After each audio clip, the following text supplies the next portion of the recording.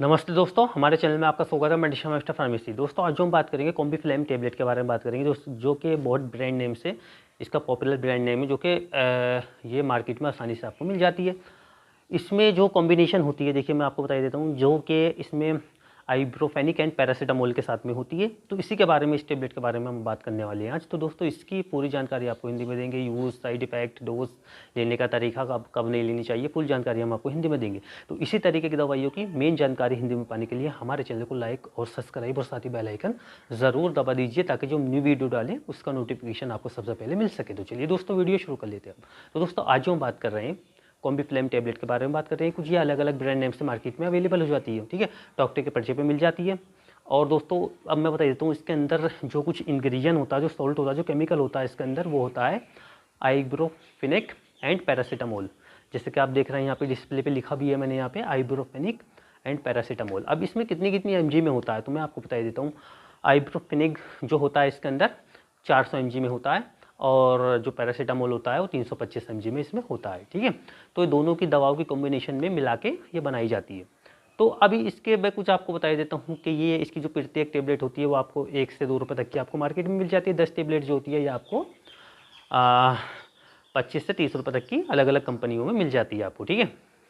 अब मैं आपको बता देता हूँ दोस्तों कि इस टेबलेट का जो यूज़ लेते हैं, जैसे कि आपको सभी को पता है कि एंटी इन्फ्लेमेटरी एनाल्जेसिक ग्रुप से बिलोंग करती है दवा, तो बुखार और दर्द में इसका यूज़ लिया जाता है। अच्छा, शरीर में दर्द हो, कहीं भी मांसपेशियों में, दांत का दर्द हो, जोड़ों का दर्द हो, उसमें इसका यूज़ लेते हैं। अब बुखार आपको किसी भी प्रकार का हो तो बुखार में काफ़ी अच्छा ये दवाई काम करती है बुखार उतारने के लिए, ठीक है। अब मैं बता देता हूँ दोस्तों, किसी भी प्रकार का बुखार हो, चाहे नॉर्मल बुखार हो या आपको जो टाइफाइड बुखार हो, कोई भी प्रकार का बुखार हो उसमें भी देते हैं। लेकिन अगर कोई आपको टाइफाइड है या मान लीजिए मलेरिया, तो उसमें खालिश सिंपल पैरासीटामोल दी जाती है। तो ये बुखार के लिए, नॉर्मल बुखार में काफ़ी अच्छा काम करती है, ठीक है। अब मैं आपको बता देता हूँ दोस्तों, इसकी डोजेस क्या रखनी होती है। तो जैसे कि आपको पता है कि इसकी जो फॉर्म होती है वो आपको टेबलेट फॉर्म और सिरप फॉर्म और इंजेक्शन फॉर्म में निखालिस पैरासीटामोल आपको मिल जाता है, ठीक है। अब मैं ये जो आइब्रोफेनिक एंड पैरासीटामोल है आपको सिरप फॉर्म में और टेबलेट फॉर्म में आपको अवेलेबल हो जाता है। अब इसकी डोजेस के बारे में जान लेते हैं कि इसकी डोज क्या होती है। तो पहले इसके साइड इफेक्ट मैं आपको बता देता हूँ। तो जैसे आपको उल्टी आना, घबराहट होना, नींद ना आना, बेचैनी होना, चक्कर आना, तो ये कुछ इसके ऐसे साइड इफ़ेक्ट आपको देखने को मिल सकते हैं, ठीक है। अभी इसकी डोजेस के बारे में जान लेते हैं। तो दोस्तों इसकी जो डोज होती है सामान्य, जैसे कि मान लीजिए इसकी एक टेबलेट सुबह, एक दोपहर, एक शाम लेनी होती है एडल्ट में, बड़ों में।